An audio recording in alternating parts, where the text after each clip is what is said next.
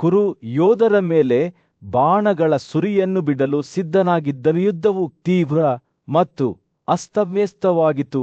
ಎರಡು ಕಡೆಯ ಯೋಧರು ಘರ್ಷಣೆ ಮತ್ತು ಪತನವನ್ನು ಹೊಂದಿದ್ದರು.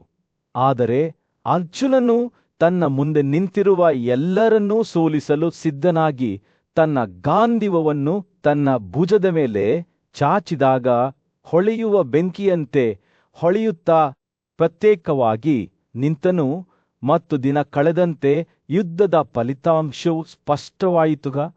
ಅರ್ಜುನ ಆ ಪ್ರಬಲ ಶಸ್ತ್ರಸಜ್ಜಿತ ನಾಯಕ ವಿಜಯಶಾಲಿಯಾಗಿ ಹೊರಹೊಮ್ಮುತ್ತಾನೆ. ಅವನ ಕೋತಿಪ್ತ ದಾರಿಯನ್ನು ಮುನ್ನಡೆಸುತ್ತಾನೆ. ಸೂರ್ಯನು ಮುಳುಗಲು ಪ್ರಾರಂಭಿಸಿದಾಗ ಯುದ್ಧಭೂಮಿಯ ಮೇಲೆ ಚಿನ್ನದ ಹೊಳಪನ್ನು ಬೀಸಿದ ರಾಜ ಧೃತರಾಷ್ಟ್ರನ ಪಡೆಗಳು ಹಿಮ್ಮೆಟ್ಟಿದವು. ಅವರ ಮಟ್ಟಗಳು ಕುಸಿದವು ಮತ್ತು ಅವರ ಯೋಧರು ಕೊಲ್ಲಲ್ಪಟ್ಟರು.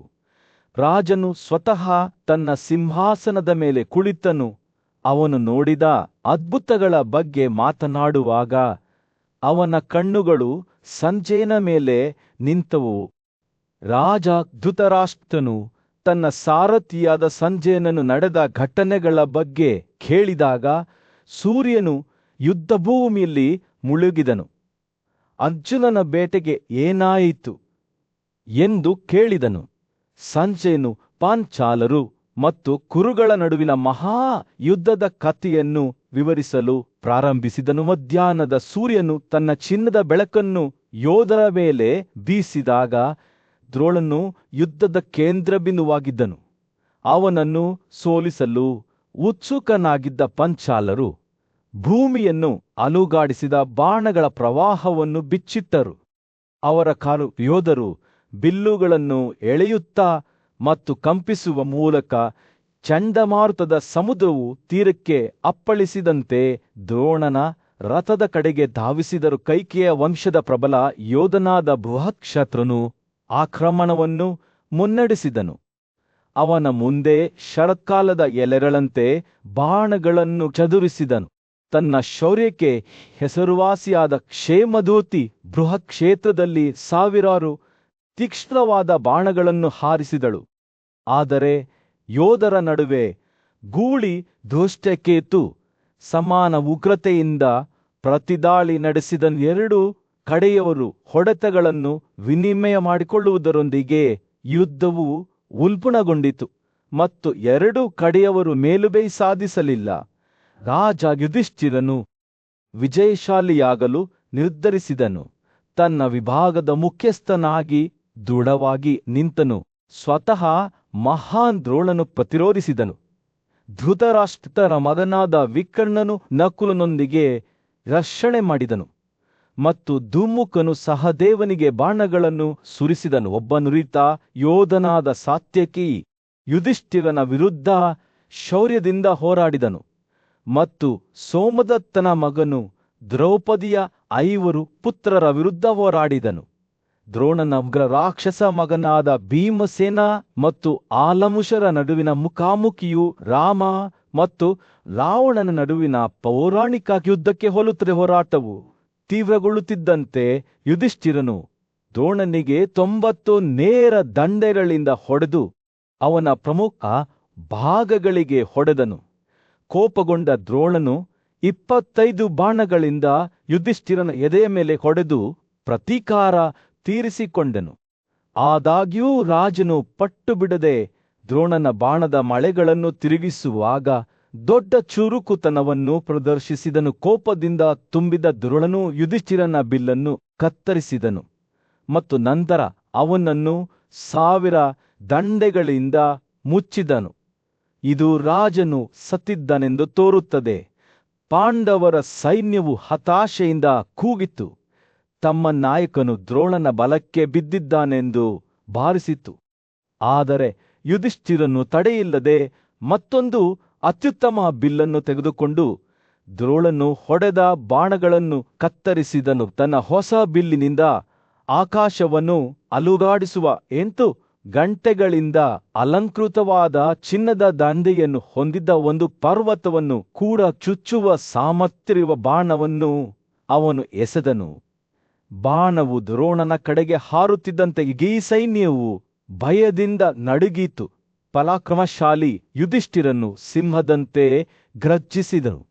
ಅವನ ಮಾತನ್ನು ಕೇಳಿದ ಎಲ್ಲರಲ್ಲೂ ಭಯವನ್ನು ಹುಟ್ಟುಹಾಕಿದನು. ಸೂರ್ಯನು ಯುದ್ಧ ಭೂಮಿಯಲ್ಲಿ ಬೀಸಿದನು. ಅದರ ಮುಂದೆ ಭುಗಿಲೆದ್ದ ಅವ್ಯವಸ್ಥೆಯ ಮೇಲೆ ಚಿನ್ನದ ಹೊಳಪನ್ನು ಬೀರಿದನು. ರಾಜ ಧೃತರಾಷ್ಟ್ರನ ಸೈನ್ಯವು ಪಾಂಡವರೊಂದಿಗೆ ಘರ್ಷಣೆ ಮಾಡಿತು ಮತ್ತು ಈ ಕೋಲಾಹಲದ ಮಧ್ಯೆ ಇಬ್ಬರು ಯೋಧರು ತಮ್ಮ ಶೌರ್ಯ ಮತ್ತು ಕೌಶಲ್ಯಕ್ಕಾಗಿ ಎದ್ದು ನಿಂತರು. ಕೈಕೇಯ ವಂಶದ ಪ್ರಬಲ ಕಾರು ಯೋಧನಾದ ಕ್ಷೇಮಾದೂತಿಯು ತನ್ನ ಬಿಲ್ಲನ್ನು ಸಿದ್ಧವಾಗಿ ಇಟ್ಟುಕೊಂಡು ಮುಂದಕ್ಕೆ ಓಡಿದನು. ಅವನ ಎದುರಾಳಿ ಬೃಹಕ್ಷೇತ್ರನು ಕಡಿಮೆ ಬಲಿಷ್ಠನಾಗಿರಲಿಲ್ಲ ಮತ್ತು ಇಬ್ಬರು ಭೀಕರ ದ್ವಂದ್ವಯುದ್ಧದಲ್ಲಿ ಬಾಣಗಳನ್ನು ವಿನಿಮಯ ಮಾಡಿಕೊಳ್ಳಲು ಪ್ರಾರಂಭಿಸಿದವು. ಕ್ಷೇಮಾದೂತಿಯ ಗುರಿಯು ನಿಜವಾಗಿತ್ತು. ಬೃಹಕ್ಷೇತ್ರವನ್ನು ಎದೆಯಲ್ಲಿ ಅನೇಕ ಬಾಣಗಳಿಂದ ಹೊಡೆದನು. ಆದರೆ ಕೈಕೇಯ ರಾಜಕುಮಾರನು ಶರಣಾಗಲು ನಿರಾಕರಿಸಿದನು. ದ್ರೋಣನ ವಿಭಾಗವನ್ನು ಭೇದಿಸಲು ನಿರ್ಧರಿಸಿದನು. ತನ್ನ ಎದುರಾಳಿಯ ಶೌರ್ಯದಿಂದ ವಿಚಲಿತರಾದ ಕ್ಷೇಮಾದೂತಿಯು ಬೃಹತ್ಕ್ಷತ್ರನ ಬಿಲ್ಲನ್ನು ಮೃದುವಾದ ದಂಡೆಯಿಂದ ಕತ್ತರಿಸಿ ನಂತರ ಮತ್ತೊಮ್ಮೆ ತೀಕ್ಷ್ಣವಾದ ಬಾಣದಿಂದ ಹೊಡೆದನು. ಆದಾಗ್ಯೂ ಕೈಕೇಯನ ರಾಜಕುಮಾರನು ಅಷ್ಟು ಸುಲಭವಾಗಿ ಸೋರುವಂತಿರಲಿಲ್ಲ. ಅವನು ಮತ್ತೊಂದು ಬಿಲ್ಲನ್ನು ಎತ್ತಿಕೊಂಡು ಕ್ಷೇಮಾದೂತಿಯತ್ತ ಮುಗುಳ್ನಕ್ಕನು. ಅವನ ಕಣ್ಣುಗಳು ದೃಢನಿಶ್ಚಯದಿಂದ ಹೊಳೆಯುತ್ತಿದ್ದವು. ತ್ವರಿತ ಚಲನೆಯಿಂದ ಅವನು ವಿಶಾಲ ತಲೆಯ ದಂಡವನ್ನು ಕ್ಷೇಮಾದೂತಿಯ ರಥದ ಕಡೆಗೆ ಹಾರಿಸಿ ಅದನ್ನು ಹೊಡೆದು ಯೋಧನನ್ನು ನೆಲಕ್ಕೆ ಬೀಳಿಸಿದನು. ಯುದ್ಧವು ಉಲ್ಬಣಗೊಳ್ಳುತ್ತಿದ್ದಂತೆ ಇತರ ಯೋಧರು ಈ ಯುದ್ಧದಲ್ಲಿ ಸೇರಿಕೊಂಡರು. ಪಾಂಡವ ಶಿಬಿರದ ಮಹಾನ್ ಬಿಲ್ಲುಗಾರನಾದ ವೀರಧನವನನು ಛೇದಿ ಕುಲದ ಧೈರ್ಯಶಾಲಿ ರಾಜಕುಮಾರನಾದ ದುಷ್ಟಕೇತುವಿನೊಂದಿಗೆ ಘರ್ಷಣೆ ಮಾಡಿದನು. ಇಬ್ಬರೂ ಬಾಣಗಳನ್ನು ವಿನಿಮಯ ಮಾಡಿಕೊಂಡರು. ಅವರ ಗುರಿ ನಿಜ ಮತ್ತು ಮಾರಣಾಂತಿಕವಾಗಿತ್ತು. ಅವರ ಹೋರಾಟವು ಉಗ್ರವಾಗಿತ್ತು ಮತ್ತು ದೇವರುಗಳು ಸ್ವತಃ ಸಾಕ್ಷಿಯಾಗಲು ಯೋಗ್ಯವಾಗಿತ್ತು. ವಿಶಾಲವಾದ ತಲೆಯ ಬಾಣಗಳಿಂದ ದುಷ್ಟಕೇತುವಿನ ಬಿಲ್ಲನ್ನು 2 ಭಾಗಗಳಾಗಿ ಕತ್ತರಿಸುವ ಮೂಲಕ ವಿರಾಧಮನು ಅಂತಿಮವಾಗಿ ಮೇಲುಗೈ ಸಾಧಿಸಿದನು. ನಂತರ ಛೇದಿ ರಾಜಕುಮಾರನು ಕಬ್ಬಿಣದಿಂದ ಮಾಡಿದ ಚಿನ್ನದ ದಂಡನ್ನು ಹೊಂದಿದ್ದ ಭೀಕರವಾದ ಬಾಣವನ್ನು ತೆಗೆದುಕೊಂಡು ಅದನ್ನು ವಿರಾಧಮನ ರಥದ ಮೇಲೆ ಎಸೆದನು.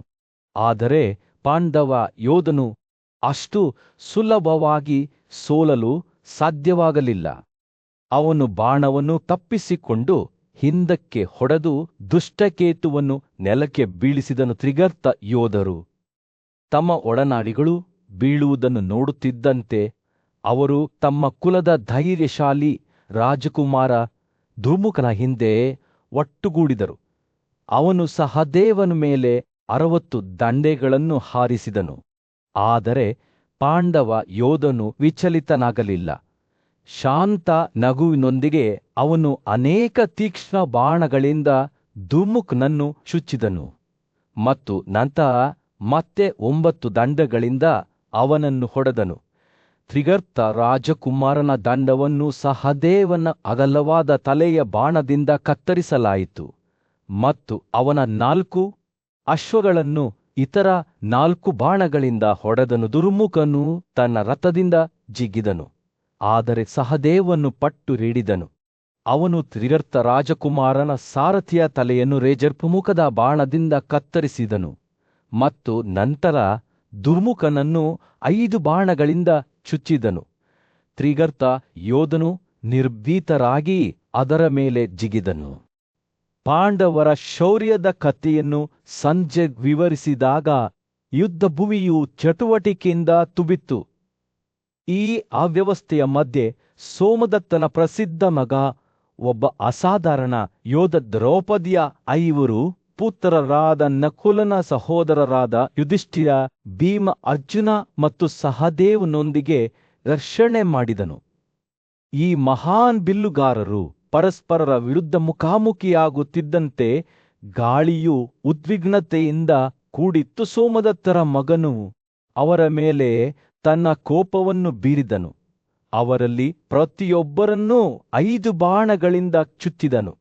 ನಂತರ ಇನ್ನೂ 7 ಪಾಂಡವರು ದಿಗ್ಭ್ರಮೆಗೊಂಡರು. ದಾಳಿಯ ಉಗ್ರತೆಯಿಂದ ಅವರ ಮನಸ್ಸುಗಳು ಅಲುಗಾಡುತ್ತಿದ್ದವು.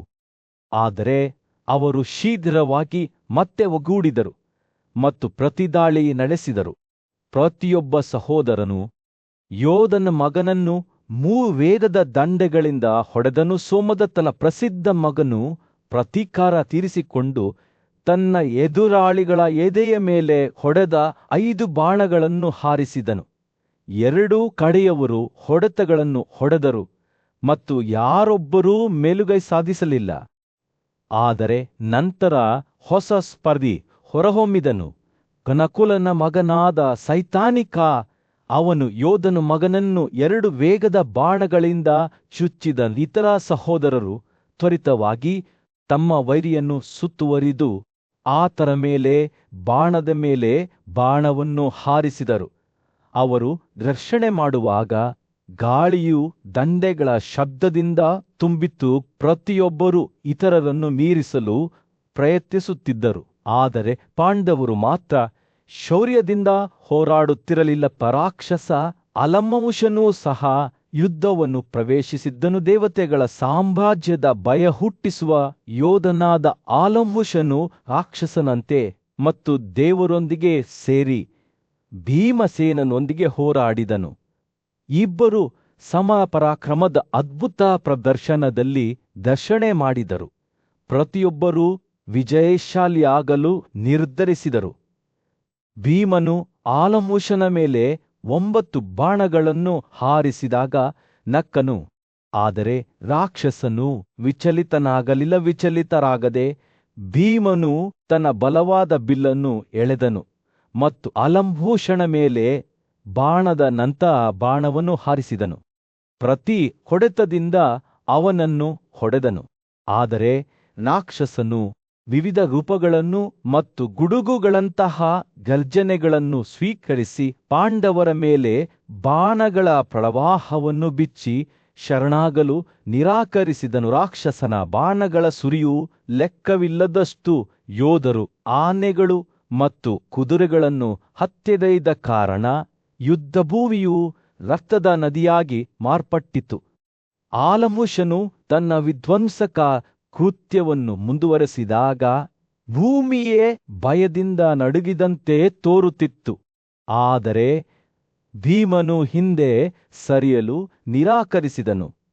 ರಾಕ್ಷಸನ ಮೇಲೆ ಬಾಣದ ನಂತರ ಬಾಣವನ್ನು ಹಾರಿಸಿದನು. ಯುದ್ಧವು ಉಲ್ಬಣಗೊಳ್ಳುತ್ತಿದ್ದಂತೆ ಪಾಂಡವರು ಆತಂಕಗೊಂಡರು.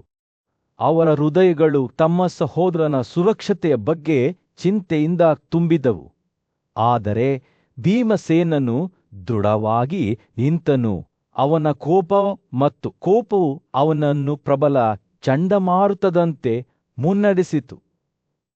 ತಾಮ್ರದಂತೆ ಹೊಳೆಯುವ ಕಣ್ಣುಗಳೊಂದಿಗೆ ಅವನು ರಾಕ್ಷಸ ಸೈನ್ಯವನ್ನು ಚದುರಿಸುವ 1000 ಬಾಣಗಳನ್ನು ಹಾರಿಸಿ ತ್ವಷ್ಟೃ ಆಯುಧವನ್ನು ಹಾರಿಸಿದನು. ರಾಕ್ಷಸನ ದೇಹದ ಪ್ರತಿಯೊಂದು ಭಾಗಕ್ಕೂ ಭೀಮನ ಬಾಣಗಳು ಹೊಡೆದವು ಮತ್ತು ಸೋಲಿಸಲ್ಪಟ್ಟ ಕೂಗಿನಿಂದ ಅವನು ಅವನ ಕಡೆಗೆ ಓಡಿ ಹೋದನು.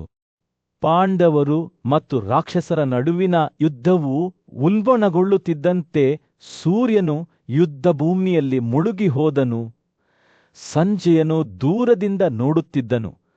ಉಕ್ಕಿನ ಮತ್ತು ಮಾಂತ್ರಿಕತೆಯ ಉನ್ಮಾದದಲ್ಲಿ ಹೋರಾಡುತ್ತಿದ್ದ ಇಬ್ಬರು ಪ್ರಬಲ ಯೋಧರ ಮೇಲೆ ಅವನ ಕಣ್ಣುಗಳು ನಿಂತವು. ರಾಕ್ಷಸ ರಾಜಕುಮಾರನಾದ ಅಲಂಬುಷನು ಯುದ್ಧದ ಸಾಲುಗಳ ಮೂಲಕ ನಿರ್ಭೀತರಾಗಿ ಕಾಳಜಿ ವಹಿಸಿದನು. ಅವನ ತೀಕ್ಷ್ಣವಾದ ದಂಡಗಳು ಪದೇ ಪದೇ ನಿಜವಾಗಿ ಹೊಡೆಯುತ್ತಿದ್ದವು. ಆದರೆ ಹಿಡಿಮ್ಮನ ಮಗನಾದ ಘಟೋತ್ಕಚನು ಕಡಿಮೆ ಅಂದಾಜು ಮಾಡಬೇಕಾದವನಲ್ಲ. ತೀವ್ರವಾದ ಕೂಗಿನಿಂದ ಅವನು ತನ್ನ ಸ್ವಂತ ಬಾಣಗಳು ಅಲಂಬುಷನ ಎದೆಯನ್ನು ಬಿಸಿ ಪೋಕಗಳಂತೆ ಚುಚ್ಚಿಕೊಂಡು ಮುಂದೆ ಓಡಿದನು. ಇಬ್ಬರು ಯೋಧರು ತಮ್ಮ ಭ್ರಮೆಗಳನ್ನು ಪ್ರಚೋದಿಸಿ ಒಬ್ಬರನ್ನೊಬ್ಬರು ಗೊಂದಲಕ್ಕೀಡು ಮಾಡುವ ಮತ್ತು ದಿಗ್ಭ್ರಮೆಗೊಳಿಸುವ ಭಯವನ್ನುಂಟು ಮಾಡುವ ಅದ್ಭುತ ವಂಚನೆಗಳನ್ನು ಸೃಷ್ಟಿಸಿದರು. ಆದರೆ ಇಬ್ಬರಿಗೂ ಮೇಲುಗೈ ಸಾಧಿಸಲು ಸಾಧ್ಯವಾಗಲಿಲ್ಲ ಮತ್ತು ಎರಡೂ ಕಡೆಯವರು ಹೊಡೆತಗಳನ್ನು ಮತ್ತು ಪ್ರತಿ ಹೊಡೆತಗಳನ್ನು ವಿನಿಮಯ ಮಾಡಿಕೊಳ್ಳುವ ಮೂಲಕ ವೇಗ ಮತ್ತು ಶಕ್ತಿಯ ದಿಗ್ಭ್ರಮೆಗೊಳಿಸುವ ಪ್ರದರ್ಶನದೊಂದಿಗೆ ಯುದ್ಧವು ಉಲ್ಬಣಗೊಂಡಿತು. ಹೋರಾಟವು ತೀವ್ರಗೊಳ್ಳುತ್ತಿದ್ದಂತೆ ಪಾಂಡವರು ತಮ್ಮ ಮಿತ್ರರ ಸುರಕ್ಷತೆಯ ಭಯದಿಂದ ಆತಂಕಗೊಂಡರು. ಅವರು ಘಟೋತ್ಕಚನ ಸುತ್ತಲೂ ಒಟ್ಟುಗೂಡಿ ಅವನ ಸುತ್ತಲೂ ಯೋಧರ ಗುಂಪನ್ನು ಸುತ್ತುವರೆದರು. ಅವರು ಶರತ್ಕಾಲದ ಎಲೆಗಳಂತಹ ಬಾಣಗಳಿಂದ ಅಲಮುಷನ ಮೇಲೆ ಮಳೆ ಸುರಿಸಿದರು. ಆದರೆ ರಾಕ್ಷಸ ರಾಜಕುಮಾರನನ್ನು ಅಷ್ಟು ಸುಲಭವಾಗಿ ಸೋಲಿಸಲು ಸಾಧ್ಯವಾಗಲಿಲ್ಲ. ವಿಜಯದ ನಗುವಿನೊಂದಿಗೆ ಅವನು ಪಾಂಡವರ ದಾಳಿಯನ್ನು ದಿಗ್ಭ್ರಮೆಗೊಳಿಸುವ ಭ್ರಮೆಯನ್ನು ಸೃಷ್ಟಿಸಿದನು. ಅವರ ದಂಡೆಗಳನ್ನು ಹಾನಿಯಾಗದಂತೆ ತೆಳುವಾದ ಗಾಳಿಯಲ್ಲಿ ಹಾರಿಸಿದನು. ವಿಚಲಿತರಾಗದೆ ಘಟೋತ್ಕಚ ಮತ್ತು ಅವನ ಒಡನಾಗಿಗಳು ತಮ್ಮ ಬಾಣಗಳನ್ನು ಆಲಮುಷನ ರಕ್ಷಾಕವಚದೊಳಗೆ ಆಳವಾಗಿ ಕಚ್ಚುತ್ತಾ ಒತ್ತಿದರು. ಆದರೂ ರಾಕ್ಷಸ ರಾಜಕುಮಾರನು ತನ್ನ ಭಯಾನಕ ಬಿಲ್ಲನ್ನು ಎಳೆದುಕೊಂಡು ಭೂಮಿಯ ಅಡಿಪಾಯವನ್ನು ಅಲುಗಾಡಿಸುವಂತೆ ತೋರುವ ದಂಡೆಗಳ ಆಲಿಕಲ್ಲುಗಳನ್ನು ಬಿಚ್ಚಿ ಶರಣಾಗಲು ನಿರಾಕರಿಸಿದನು. ಘಟೋತ್ಕಚನು ಇದ್ದಕ್ಕಿದ್ದಂತೆ ಅಲಮುಷನನ್ನು ತನ್ನ ಗಂಟಲು ಹಿಡಿದುಕೊಂಡು ಹಾರುವ ಪಕ್ಷಿಯಂತೆ ಅವನನ್ನು ತನ್ನ ರಥದಿಂದ ಮೇಲಕ್ಕೆತ್ತಿದಾಗ ಯುದ್ಧವು ಅತ್ಯಂತ ತೀವ್ರವಾಗಿತ್ತು. ದೊಡ್ಡ ಗರ್ಜನೆಯೊಂದಿಗೆ ಅವನು ರಾಕ್ಷಸ ರಾಜಕುಮಾರನನ್ನು ನೆಲಕ್ಕೆ ಎಸೆದನು. ಅಲ್ಲಿ ಅವನು ಮುರಿದ ಸ್ಥಿತಿಯಲ್ಲಿದ್ದನು ಮತ್ತು ಅವನ ಕಾಲುಗಳು ಶರತ್ಕಾಲದ ಎಲೆಗಳಂತೆ ಛಿದ್ರಗೊಂಡವು. ಪಾಂಡವ ಸೈನ್ಯದಾದ್ಯಂತ ಅಲಮುಷನ ಸೋಲಿನ ಸುದ್ದಿ ಹರಡುತ್ತಿದ್ದಂತೆ ಅವರ ಯೋಧರು ವಿಜಯೋತ್ಸವದ ಕೂಗಿದರು. ಅವರ ಶಂಖಗಳು ಸಂತೋಷದಿಂದ ಕೂಗುತ್ತಿದ್ದವು. ಆದರೆ ಕೌರವರ ನಡುವೆ ತಮ್ಮ ಅತ್ಯಂತ ಧೈರ್ಯಶಾಲಿ ಯೋಧರಲ್ಲಿ ಒಬ್ಬನನ್ನು ಕಳೆದುಕೊಂಡ ದುಃಖ ಮತ್ತು ಹತಾಶೆ ಮಾತ್ರ ಇತ್ತು ಮತ್ತು ಶ್ರಮದಿಂದ ಕೂಡಿದ್ದ ಆತನ ಎದೆಯ ಘಟೋತ್ಕಚನು ವಿಜಯಶಾಲಿಯಾಗಿ ನಿಂತನು. ಅವನ ಹೆಸರು ಪಟ್ಟುಬಿಡದ ಧೈರ್ಯ ಮತ್ತು ಶಕ್ತಿಯ ನಾಯಕನಾಗಿ ಯುದ್ಧದ ಇತಿಹಾಸದಲ್ಲಿ ಶಾಶ್ವತವಾಗಿ ಕೆತ್ತಲ್ಪಟ್ಟಿತು. ಕೌರವರ ರಾಜ ಧೃತರಾಷ್ಟ್ರನು ದ್ರೋಣ ಮತ್ತು ಇಳಿದನರ ನಡುವಿನ ಯುದ್ಧದ ಬಗ್ಗೆ ಸಂಜಯನ ವೃತ್ತಾಂತವನ್ನು ಕೇಳಲು ಕುತೂಹಲದಿಂದ ಮುಂದಕ್ಕೆ ವಾಲುತ್ತಿದ್ದಂತೆ ಸೂರ್ಯನು ಯುದ್ಧಭೂಮಿಯಲ್ಲಿ ಮುಳುಗಿದನು. ಹೇ ಸಂಜಯ, ನನಗೆ ಹೇಳು ಎಂದು ಉತ್ಸಾಹದಿಂದ ತುಂಬಿದ ಅವನ ಧ್ವನಿಯಲ್ಲಿ ಯುಧನನು ಭಾರದ್ವಾಜನ ಮಗನ ವಿರುದ್ಧ ಹೇಗೆ ಹೋರಾಡಿದನು. ಸಂಜಯನು ತನ್ನ ಕಥೆಯನ್ನು ಪ್ರಾರಂಭಿಸುವ ಮೊದಲು ತನ್ನ ಕುತ್ತಿಗೆಯನ್ನು ಸ್ವಚ್ಛಗೊಳಿಸಿದನು. ಮಹಾನ್ ಯೋಧನಾದ ದ್ರೋಣನು ಯುಧನನೊಂದಿಗೆ ಹೋರಾಡುತ್ತಿದ್ದನು ಮತ್ತು ಇಬ್ಬರೂ ಸಾವಿನ ನೃತ್ಯದಲ್ಲಿ ತೊಡಗಿದ್ದರು. ದ್ರೋಣನ ಬಾಣಗಳು ಚಿನ್ನದ ರೆಕ್ಕೆಗಳುಳ್ಳ ಪಕ್ಷಿಗಳಂತೆ ಯುಧಿಷ್ಠಿರನನ್ನು ಮಾರಣಾಂತಿಕತೆಯಿಂದ ಚುಚ್ಚಿದವು. ಸಂಜೆ ಮಾತನಾಡುತ್ತಿದ್ದಂತೆ ಆ ದೃಶ್ಯವು ಧೃತರಾಷ್ಟ್ರನ ಕಣ್ಣುಗಳ ಮುಂದೆ ತೆರೆದುಕೊಂಡಿತು. ಅವನ ಬಿಲ್ಲು ಪ್ರತಿ ಬಿಡುಗಡೆಯೊಂದಿಗೆ ಹಾಡುತ್ತಾ ಯುಧಿಷ್ಠಿರನ ಮೇಲೆ ಬಾಣದ ನಂತರ ಬಾಣವನ್ನು ಹಾರಿಸುತ್ತಾ ಆ ದಾಳಿಯ ವಿರುದ್ಧ ದೃಢವಾಗಿ ನಿಂತಿತ್ತು. ಆದರೆ ದ್ರೋಣನು ವಿಜಯಶಾಲಿಯಾಗಿ ಹೊರಹೊಮ್ಮುತ್ತಾನೆ ಎಂದು ತೋರುತ್ತಿದ್ದಂತೆ ಹಠಾತ್ತಾದ ಪರಾಕ್ರಮದ ಯೋಧನಾದ ಸಾತ್ಯಕಿ ಮಧ್ಯ ಪ್ರವೇಶಿಸಿದನು. ಅವನು 25 ಬಾಣಗಳಿಂದ ದ್ರೋಣನನ್ನು ಹೊಡೆದನು. ಅವನನ್ನು ಹಿಮ್ಮೆಟ್ಟಿಸಿದನು. ಯುದ್ಧವು ತೀವ್ರಗೊಂಡಿತು. ಎರಡೂ ಕಡೆಯವರು 1 ಇಂಚು ಸಹ ಇಳಿಯಲಿಲ್ಲ. ಯುಧಿಷ್ಠಿರನ ಮುಖವು ಒಸುಕಾಯಿತು. ಭಾರದ್ವಾಜನ ಮಗ ಬಾಣಗಳ ಆಲಿಕಲ್ಲುಗಳನ್ನು ಬಿಡಿಸಿದನು. ಪ್ರತಿಯೊಂದು ತನ್ನದೇ ಆದ ಗುರುತನ್ನು ಕಂಡುಕೊಂಡಿತ್ತು. ಹೋರಾಟವು ಮುಂದುವರೆದಂತೆ ಧೃತರಾಷ್ಟ್ರನ ಪುತ್ರರು ಮತ್ತು ಸೈನಿಕರು ಭಯದಿಂದ ನೋಡುತ್ತಿದ್ದರು. ಅವರ ಗರ್ಜನೆಗಳು ಯುದ್ಧಭೂಮಿಯಾದ್ಯಂತ ಸಿಂಹಗಳ ಗುಂಪಿನಂತೆ ಪ್ರತಿಧ್ವನಿಸುತ್ತಿದ್ದವು.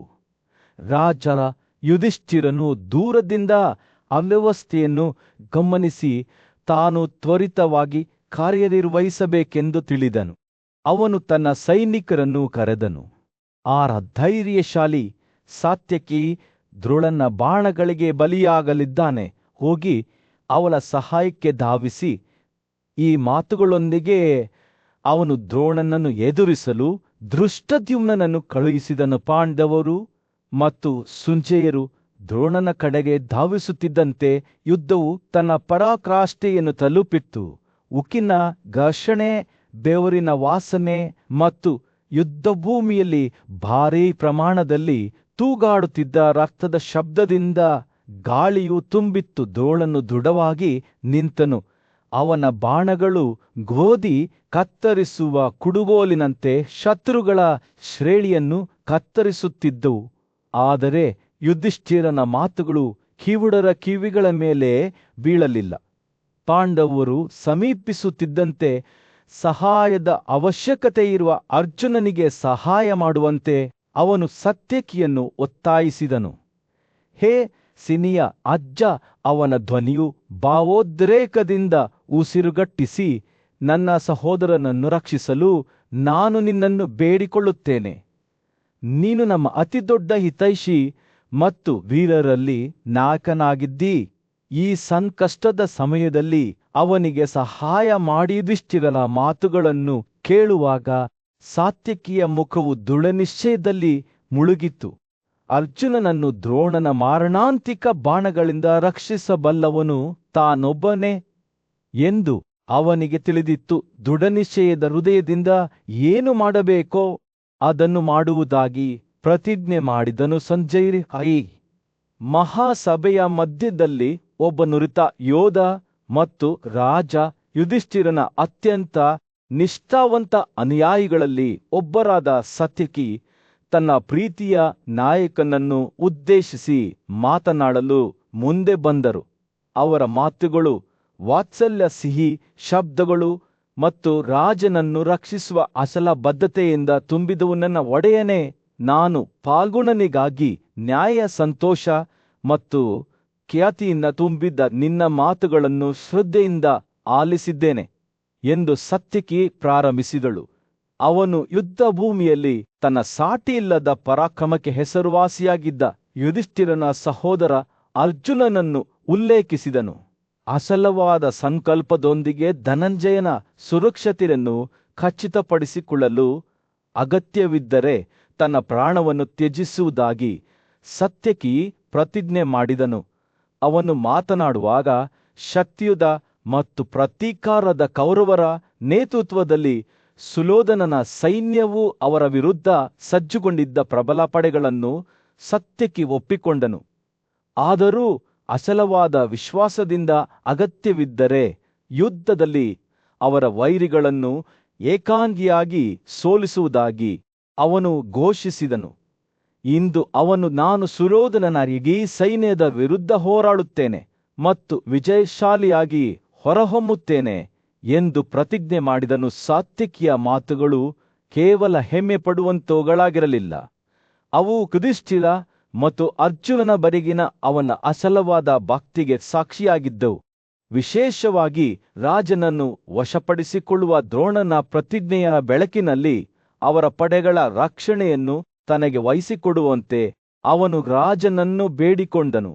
ಶಾಂತ ಅಧಿಕಾರದ ಗಾಳಿಯಲ್ಲಿ ಜಯದ್ರಥನನ್ನು ಕೊಲ್ಲುವವರೆಗೂ ಯುಧಿಷ್ಠಿರನನ್ನು ರಕ್ಷಿಸಲು ಸ್ವತಃ ವಾಸುದೇವ, ಕೃಷ್ಣ ಮತ್ತು ಅರ್ಜುನನು ತನ್ನನ್ನು ವಿನಂತಿಸಿದ್ದನೆಂದು ಸಾತ್ಯಕಿಯು ಬಹಿರಂಗಪಡಿಸಿದನು. ಸಾತ್ಯಕಿಯು ತನ್ನ ಭಾವಪೂರ್ಣ ಮನವಿಯನ್ನು ಮುಕ್ತಾಯಗೊಳಿಸಿದಾಗ ರಾಜ ಯುಧಿಷ್ಠಿರನು ಶ್ರದ್ಧೆಯಿಂದ ಆಲಿಸಿದನು.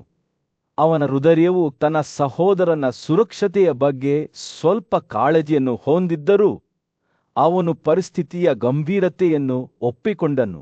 ಅದು ಹಾಗೆಯೇ ಇದೆ. ಅವನು ಸಾತ್ಯಕಿಗೆ ಹೇಳಿದನು, ನೀವು ಹೇಳಿದಂತೆ ಓ ಪರಾಕ್ರಮಶಾಲಿ ಶಸ್ತ್ರಧಾರಿಯೋಧರ ಬದ್ಧತೆಯು ಅಚಲವಾಗಿದೆ ಮತ್ತು ಆತನ ಪರಾಕ್ರಮವು ಸಾಟಿಯಿಲ್ಲ ಎಂದು ಅರಿತ ಯುಧಿಷ್ಠಿರನು ಸಂಕಲ್ಪ ಭಾವದಿಂದ ತಮ್ಮ ಪಡೆಗಳ ರಕ್ಷಣೆಯನ್ನು ಸಾತ್ಯಕಿಯ ಮೇಲೆ ವಹಿಸಿದನು. ಸಾತ್ಯಕಿಯು ಅರ್ಜುನನ ಕಡೆಗೆ ತೆರಳಲು ಸಿದ್ಧವಾಗುತ್ತಿದ್ದಂತೆ ಮಧ್ಯಂತರದಲ್ಲಿ ಭೀಮನು ತನ್ನನ್ನು ರಕ್ಷಿಸುತ್ತಾನೆ ಎಂದು ಆತ ರಾಜನಿಗೆ ಭರವಸೆ ನೀಡಿದನು. ಪರಾಕ್ರಮಶಾಲಿ ಭೀಮನು ಇತರ ಶ್ರೇಷ್ಠ ಯೋಧರೊಂದಿಗೆ ಪೃಷತ್ತನ ಮಗ ದ್ರೌಪದಿಯ ಪುತ್ರರು ದೃಪದ ದುಷ್ಟಕೇತು ಮತ್ತು ಇನ್ನೂ ಅನೇಕರು ಯುಧಿಷ್ಠಿರನನ್ನು ಹಾನಿಯಿಂದ ರಕ್ಷಿಸುತ್ತಾನೆ. ತನ್ನ ಪಡೆಗಳು ಪ್ರಬಲವಾಗಿವೆ ಮತ್ತು ಪರಾಕ್ರಮಶಾಲಿ ದ್ರೋಣನಿಂದ ತನ್ನನ್ನು ರಕ್ಷಿಸಲು ಸಮರ್ಥವಾಗಿವೆ ಎಂದು ಅರಿತುಕೊಂಡ ರಾಜನ ಆತಂಕವು ಕಡಿಮೆಯಾಗಲು ಪ್ರಾರಂಭಿಸಿತು. ಸಾತ್ಯಕಿ ಅರ್ಜುನನ ಕಡೆಗೆ ಹೊರಟಾಗ ಅವರ ಸಂಯೋಜಿತ ಶಕ್ತಿಯು ಯುಧಿಷ್ಠಿರ ಮತ್ತು ಧನಂಜಯ ಇಬ್ಬರ ಸುರಕ್ಷತೆಯನ್ನು ಖಾತ್ರಿಪಡಿಸುತ್ತದೆ ಎಂಬ ಜ್ಞಾನವನ್ನು ಅವನು ತನ್ನೊಂದಿಗೆ ಕೊಂಡೊಯ್ದನು. ಸೂರ್ಯನು ಯುದ್ಧಭೂಮಿಯ ಮೇಲೆ ಮುಳುಗಿ ಯೋಧರ ಸಮುದ್ರದ ಮೇಲೆ ಚಿನ್ನದ ಹೊಳಪನ್ನು ಬೀರುತ್ತಲೇ ಇದ್ದನು. ರಾಜ ಯುಧಿಷ್ಠಿರನು ನ್ಯಾಯಯುತ ಮತ್ತು ಬುದ್ಧಿವಂತನಾಗಿ ಯುದ್ಧದಲ್ಲಿ ಆಶೇಯ ನಾಯಕನಾದ ಸಾತ್ಯಕಿಗೆ ಎಚ್ಚರಿಕೆಯಿಂದ ಅರ್ಜುನನ ಕಡೆಗೆ ಸಾಗಲು ತನ್ನ ಆಜ್ಞೆಯನ್ನು ನೀಡಿದ್ದನು. ಆದರೆ ಸಾತ್ಯಕಿಯ ಹೃದಯವು ಧೈರ್ಯ ಮತ್ತು ನಿಷ್ಠೆಯಿಂದ ಉರಿಯಿತು. ಅವನು ರಾಜನ ಆದೇಶವನ್ನು ಧಿಕ್ಕರಿಸಿದರೆ ಜನರು ಅವನನ್ನು ಹೇಡಿ ಎಂದು ಕರೆಯುತ್ತಾರೆ ಎಂದು ಅವನಿಗೆ ತಿಳಿದಿತ್ತು. ನಾನು ಅರ್ಜುನನ ಕಡೆಗೆ ಸಾಗಲು ಹೆದರುತ್ತೇನೆ ಎಂದು ಜನರು ಹೇಳಬಾರದು ಎಂದು ತನ್ನ ಮನಸ್ಸನ್ನು ದೃಢನಿಶ್ಚಯದಿಂದ ಓಡಿಸುತ್ತಿದ್ದ ಸಾತ್ಯಕಿಯು ತನ್ನಷ್ಟಕ್ಕೆ ತಾನೇ ಹೇಳಿದನು. ಅವನು ಈ ಆಲೋಚನೆಯ ಬಗ್ಗೆ ಪದೇ ಪದೇ ಯೋಚಿಸಿದನು. ತನ್ನ ಕ್ರಿಯೆಗಳ ಪರಿಣಾಮಗಳನ್ನು ಅಳೆಯುತ್ತಿದ್ದನು. ಕೊನೆಗೆ ಅವನು ರಾಜ ಯುಧಿಷ್ಠಿರನ ಬಳಿಗೆ ಹೋಗಿ ದೃಢನಿಶ್ಚಯದಿಂದ ತುಂಬಿದ ಮಾತುಗಳಲ್ಲಿ ಅವನೊಂದಿಗೆ ಮಾತನಾಡಿದನು. ರಾಜನೇ, ನಿನ್ನ ರಕ್ಷಣೆಗೆ ಈ ವ್ಯವಸ್ಥೆಗಳು ಸಾಕಾಗುತ್ತವೆ ಎಂದು ನೀನು ಭಾವಿಸಿದರೆ ನಾನು ನಿನ್ನ ಆಜ್ಞೆಯನ್ನು ಪಾಲಿಸುತ್ತೇನೆ ಮತ್ತು ವಿಭಾತವನ್ನು ಅನುಸರಿಸುತ್ತೇನೆ. ಅರ್ಜುನನ ಇನ್ನೊಂದು ಹೆಸರನ್ನು ಬಳಸಿ ಸಾತ್ಯಕಿ ಹೇಳಿದಳು. ರಾಜನೇ, 3 ಲೋಕಗಳಲ್ಲಿ ನನಗೆ ಫಾಲ್ಗುಣನಿಗಿಂತ ಹೆಚ್ಚು ಪ್ರಿಯವಾದವರು ಯಾರೂ ಇಲ್ಲ ಎಂದು ನಾನು ನಿನಗೆ ನಿಜವಾಗಿ ಹೇಳುತ್ತೇನೆ. ನಿನ್ನ ಆಜ್ಞೆಯ ಮೇರೆಗೆ ನಾನು ಅವನ ಮಾರ್ಗವನ್ನು ಅನುಸರಿಸುತ್ತೆ. ಓ ಗೌರವಾನ್ವಿತನೇ, ಸಾತ್ಯಕಿಯ ಮಾತುಗಳು ರಾಜ ಯುಧಿಷ್ಠಿರನ ಹೃದಯಕ್ಕೆ ಮುಲಾಮು ಇದ್ದವು. ಸಾತ್ಯಕಿಯು ಅಪಾಯದಿಂದ ದೂರ ಸರಿಯುವವನಲ್ಲ ಎಂದು ಅವನಿಗೆ ತಿಳಿದಿತ್ತು. ರಾಜನು ಯುದ್ಧಭೂಮಿಯನ್ನು ನೋಡುತ್ತಿದ್ದನು. ಅಲ್ಲಿ ಸಾವಿರಾರು ಯೋಧರು ಯುದ್ಧಕ್ಕೆ ಸಿದ್ಧರಾಗಿ ನಿಂತಿದ್ದರು. ಅವರಲ್ಲಿ ಕಾರುಗಳು ಮತ್ತು ಆನೆಗಳ ವಿರುದ್ಧ ಹೋರಾಡುವಲ್ಲಿ ನುರಿತ ಋಕರತರು ಮತ್ತು ಯುದ್ಧದಲ್ಲಿ ಸೋಲಿಸಲು ಕಷ್ಟವಾದ ಕಿರಾತರು ಇದ್ದರೂ ಸಾತ್ಯಕಿಯು ತನ್ನ ಕಣ್ಣುಗಳಲ್ಲಿ ದೃಢ ನಿಶ್ಚಯದಿಂದ ಈ ಯೋಧರನ್ನು ದಿಟ್ಟಿಸಿ ನೋಡಿದನು. ನಾನು ಈ ಅಭೇದ್ಯ ಸೈನ್ಯವನ್ನು ಸಮುದ್ರದ ಮೂಲಕ ಮೀನಿನಂತೆ ಭೇದಿಸುತ್ತೇನೆ ಎಂದು ಅವನು ತನ್ನಷ್ಟಕ್ಕೆ ತಾನೇ ಹೇಳಿದನು. ತನ್ನ ಮಾರ್ಗವು ಅಪಾಯದಿಂದ ತುಂಬಿರುತ್ತದೆ ಎಂದು ಅವನಿಗೆ ತಿಳಿದಿತ್ತು. ಆದರೆ ಅವನು ಧೈರ್ಯಹೀನನಾಗಿದ್ದನು, ಏಕೆಂದರೆ ಸಾತ್ಯಕಿಯ ನಿಷ್ಠೆ ಮತ್ತು ಶೌರ್ಯವು ಅರ್ಜುನನ ಮೇಲಿನ ಅವನ ಪ್ರೀತಿಯಿಂದ ಮಾತ್ರ ಹೊಂದಿಕೆಯಾಯಿತು. ಅವರು ಮಾತನಾಡುವಾಗ ರಾಜ ಯುಧಿಷ್ಠಿರನು ಸಮ್ಮತಿಯಿಂದ ತಲೆಯಾಡಿಸಿದನು. ನೀನು ಸವ್ಯಸಾಚಿನ ಮಾರ್ಗವನ್ನು ಅನುಸರಿಸು. ಅರ್ಜುನನಿಗೆ ಇನ್ನೊಂದು ಹೆಸರನ್ನು ಬಳಸಿ ಅವನು ಹೇಳಿದನು. ಓ ದೇವರೇ, ನಾನು ಎಲ್ಲಿಗೆ ಹೋಗಬೇಕೆಂಬುದು ನನಗೆ ತಿಳಿದಿದೆ. ಈ ಸಾಗರದಂತಹ ಆತಿಥೆಯನ್ನು ನೇಗಿಲು ಮತ್ತು ಬಾಣಗಳು ಮತ್ತು ಗದೆಗಳು ಮತ್ತು ಗುರಾಣಿಗಳು, ಕತ್ತಿಗಳು ಮತ್ತು ಈಟಿಗಳು ಮತ್ತು ಮುಂಚೂಣಿ ದಂಡೆಗಳೊಂದಿಗೆ ನಾನು ಇಂದು ಈ ಸಾಗರವನ್ನು ಪ್ರಚೋದಿಸುತ್ತೇನೆ. ಸಾತ್ಯಕಿಯ ಹೃದಯವು ಹೆಮ್ಮೆ ಮತ್ತು ಧೈರ್ಯದಿಂದ ಉಬ್ಬಿಕೊಂಡಿತು. ತಾನು ತನ್ನ ಜೀವನದ ಅತಿದೊಡ್ಡ ಸವಾಲನ್ನು ಎದುರಿಸಲಿದ್ದೇನೆ ಎಂದು ಅವನಿಗೆ ತಿಳಿದಿತ್ತು. ಆದರೆ ತಾನು ಸೋಲುವುದಿಲ್ಲ ಎಂದು ಅವನಿಗೆ ತಿಳಿದಿತ್ತು, ಏಕೆಂದರೆ ಅವನು ಸತ್ಯಕಿಯಾಗಿದ್ದನು. ಯುದ್ಧದಲ್ಲಿ ಅಜೇಯ ನಾಯಕನಾಗಿದ್ದನು. ಅವನು ಯುದ್ಧಕ್ಕೆ ಸಿದ್ಧವಾಗುತ್ತಿದ್ದಾಗ ಸತ್ಯಕಿಯು ತನ್ನ ಮುಂದೆ ನಿಂತಿರುವ ಎಲ್ಲಾ ಯೋಧರ ಬಗ್ಗೆ ಯೋಚಿಸಿದನು.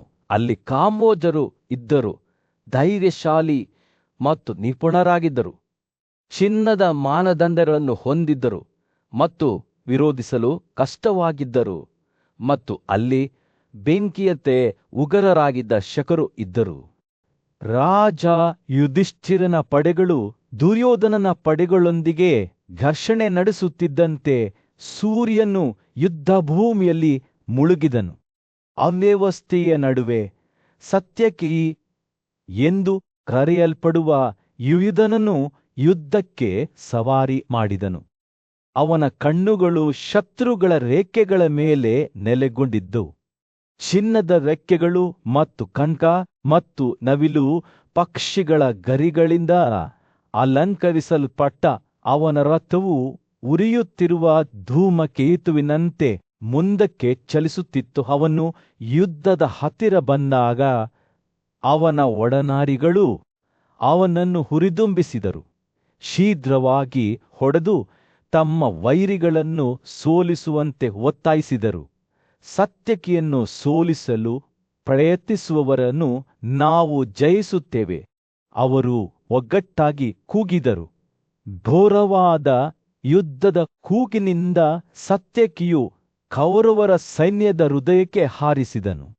ಅವನ ಬಾಣಗಳು ಮಿಡತೆಗಳ ಗುಂಪಿನಂತೆ ಹಾರುತ್ತಿದ್ದವು. ಸತ್ಯಕಿಯ ದಂಡೆಗಳು ಅವರ ಮೇಲೆ ಬೀಳುತ್ತಿದ್ದಂತೆ ಶತ್ರುಗಳ ಸಾಲುಗಳು ಕುಸಿಯಿತು. ಸೂರ್ಯನ ಬೆಳಕಿನಲ್ಲಿ ಹೊಳೆಯುವ ಅವರ ಚಿನ್ನದ ಬಲೆಗಳು, ಅವರ ಕುದುರೆಗಳು ಯುದ್ಧಭೂಮಿಯಾದ್ಯಂತ ಸಲೀಸಾಗಿ ಹಾರಿ ಹೋದವು. ಅವರ ಎಚ್ಚರದಲ್ಲಿ ವಿನಾಶದ ಹಾದಿಯನ್ನು ಬಿಟ್ಟು ಹೋದವು. ಅವನ ರಥದ ಕಾಲುಗಳ ಕೆಳಗೆ ಭೂಮಿಯು ಕಂಪಿಸುವಂತೆ ತೋರುತ್ತಿತ್ತು. ಅದು ಭೂಮಿಯ ಮೂಲಕ ಹಾದು ಹೋಗುವ ಪ್ರಬಲ ಆನೆಯಂತೆ ಸತ್ಯಕಿ ಮುಂದೆ ಸಾಗುತ್ತಿದ್ದಂತೆಯೇ ಕೌರವರ ಯೋಧರು ಆತನ ಮುಂದೆ ಹೆದರುತ್ತಿದ್ದರು. ಅವರ ಹೃದಯಗಳು ಭಯ ಮತ್ತು ಭಯದಿಂದ ತುಂಬಿದವು. ಯಾರೂ ನೇರವಾಗಿ ಆತನನ್ನು ಸವಾಲು ಮಾಡಲು ಧೈರ್ಯ ಮಾಡಲಿಲ್ಲ, ಏಕೆಂದರೆ ಆತನು ಗಣನೆಗೆ ತೆಗೆದುಕೊಳ್ಳಬೇಕಾದ ಶಕ್ತಿಯೆಂದು ಅವರಿಗೆ ತಿಳಿದಿತ್ತು. ಆತನ ಬಾಣಗಳು ಎಲ್ಲಿಂದಲೋ ಎಲ್ಲೆಡೆಗಳಿಂದಲೂ ಬಂದಂತೆ ಕಾಣುತ್ತಿದ್ದವು. ಯುದ್ಧವು ತೀವ್ರಗೊಂಡಿತು. ಅದರ ಮಧ್ಯಭಾಗದಲ್ಲಿ ಸತ್ಯಕಿಯು ಇದ್ದಳು. ಅವನನ್ನು ಕೆಳಗಿಳಿಸುವ ಪ್ರಯತ್ನದಲ್ಲಿ ಬಾಣದ ನಂತರ ಬಾಣವನ್ನು ಹಾರಿಸಿದ ಮಹಾನ್ ಗುರು ದ್ರೋಣನೊಂದಿಗೆ ಅವನು ಘರ್ಷಣೆ ಮಾಡಿದನು. ಆದರೆ ಸತ್ಯಕಿಯು ವಿಚಲಿತನಾಗಲಿಲ್ಲ. ಅವನ ಗಮನವು ಅವನ ಪೂಜ್ಯ ಮಾರ್ಗದರ್ಶಿಯಾದ ಅರ್ಜುನನ ಹಾದಿಗಳನ್ನು ಅನುಸರಿಸುವುದರ ಮೇಲೆ ಕೇಂದ್ರೀಕೃತವಾಗಿತ್ತು. ನಾನು ನನ್ನ ಕರ್ತವ್ಯದಿಂದ ಹಿಂದೆ ಸರಿಯುವುದಿಲ್ಲ ಎಂದು ಅವನು ದ್ರೋಣನಿಗೆ ಘೋಷಿಸಿದನು. ನಾನು ಒಬ್ಬ ಶಿಷ್ಯನಾಗಿದ್ದೇನೆ ಮತ್ತು ನನ್ನ ಗುರುವಿನ ಹೆಜ್ಜೆಗುರುತುಗಳನ್ನು ಅನುಸರಿಸುವುದು ನನಗೆ ಬಿಟ್ಟದ್ದು.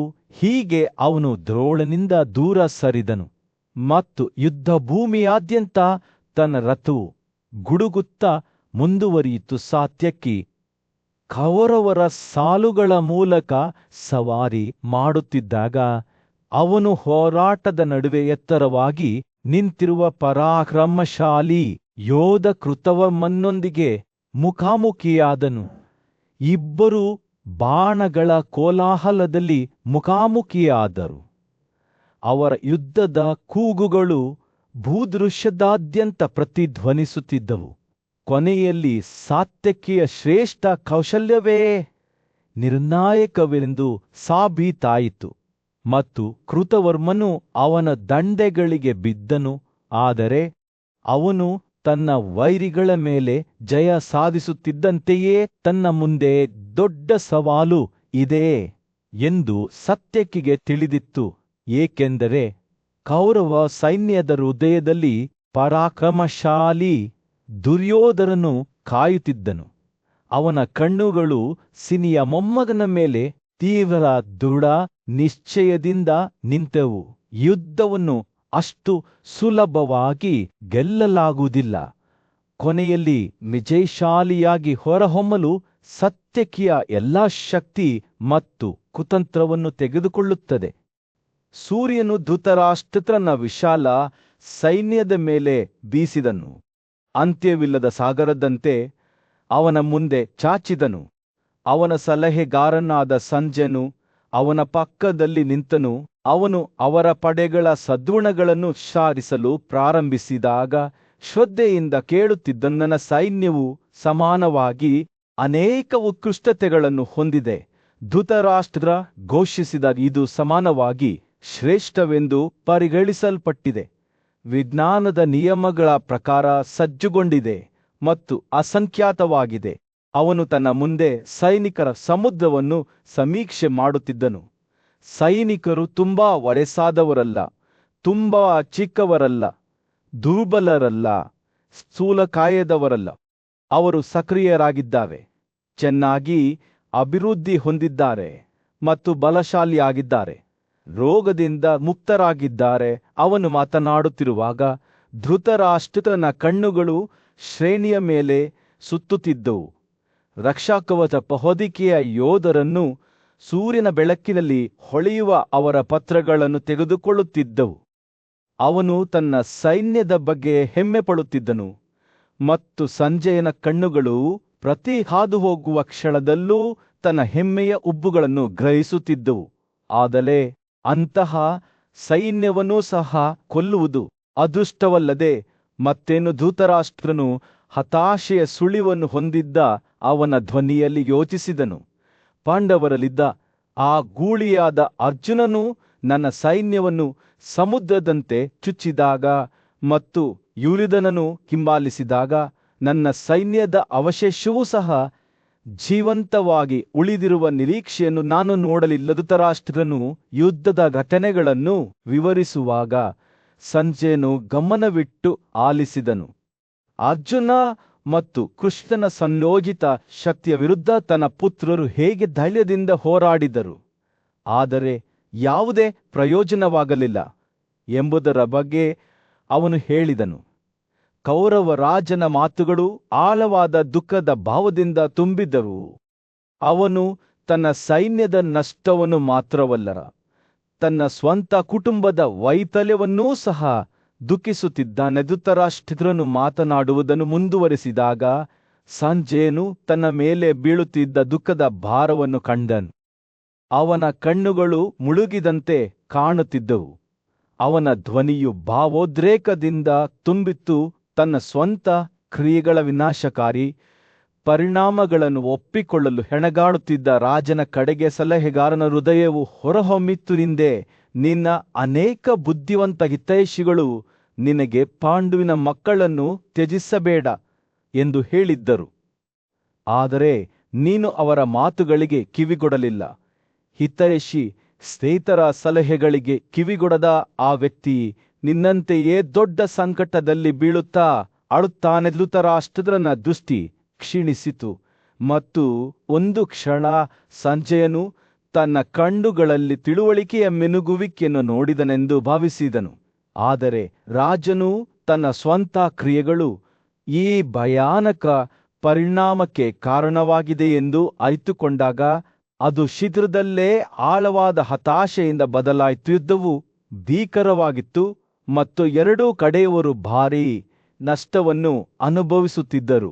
ಧೃತರಾಷ್ಟ್ರನ ಸೈನ್ಯವು ವಿಶಾಲವಾದ ಸಾಗರದಂತೆ ಇತ್ತು, ಆದರೆ ಅರ್ಜುನ ಮತ್ತು ಕೃಷ್ಣನು ಅದರ ಆಳವನ್ನು ಭೇದಿಸಿ ಅವಳ ಹಿನ್ನೆಲೆಯಲ್ಲಿ ವಿನಾಶವನ್ನು ಬಿಟ್ಟು ಹೋಗಿದ್ದರು.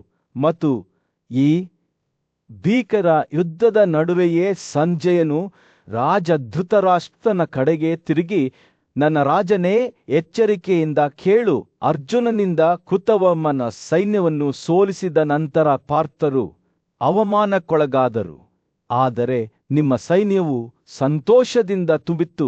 ವಿಜಯದ ಆ ಕ್ಷಣದಲ್ಲಿ ಸಿನಿಯ ಮೊಮ್ಮಗನಾದ ಸಾತ್ಯಕಿ ನಿಮ್ಮ ಸೈನ್ಯದ ಗದ್ದಲವನ್ನು ಕೇಳಿದನು ಮತ್ತು ಶೀಘ್ರವಾಗಿ ಮತ್ತೊಮ್ಮೆ ಕೃತವರ್ಮನನ್ನು ಎದುರಿಸಲು ಹಿಂದಿರುಗಿದನು. ಅವನು ಸಮೀಪಿಸುತ್ತಿದ್ದಂತೆ ಕೃತವರ್ಮನ ಕೋಪವು ಹೆಚ್ಚಾಯಿತು ಮತ್ತು ಅವನು ಸತ್ಯಕಿಯನ್ನು ತೀಕ್ಷ್ಣವಾದ ಬಾಣಗಳ ಮೋಡದಿಂದ ಮುಚ್ಚಿದನು. ಆದರೆ ಸತ್ಯಕಿಯು ಗಾಬರಿಯಾಗಲಿಲ್ಲ. ಅವನ ಕೋಪವು ಸವಾಲನ್ನು ಹೊತ್ತಿತು. ಅವನು ತ್ವರಿತವಾಗಿ ಕೃತವರ್ಮನ ಮೇಲೆ 4 ಬಾಣಗಳನ್ನು ಹಾರಿಸಿದನು. ಅವನ ಕುದುರೆಗಳನ್ನು ಹೊಡೆದನು ಮತ್ತು ಅವನ ಬಿಲ್ಲನ್ನು ಕತ್ತರಿಸಿದನು. ಸಾರಥಿ ಮತ್ತು ಕೃತವರ್ಮನ ಹಿಂಭಾಗವನ್ನು ರಕ್ಷಿಸುವವರು ಸಹ ಸತ್ಯಕಿಯ ತೀಕ್ಷ್ಣವಾದ ದಂಡಗಳಿಂದ ಚುಚ್ಚಲ್ಪಟ್ಟರು. ಸತ್ಯಕಿಯ ಬಾಣಗಳಿಂದ ಪೀಡಿತರಾದ ವೈರಿ ವಿಭಜನೆಯು ಕುಸಿಯಲು ಪ್ರಾರಂಭಿಸಿತು. ಭಯಭೀತರಾಗದೆ ಸತ್ಯಕಿಯು ತನ್ನ ದಾರಿಯನ್ನು ಮುಂದುವರಿಸಿದನು. ಉದ್ದೇಶದ ಪ್ರಜ್ಞೆಯಿಂದ ತುಂಬಿದನು.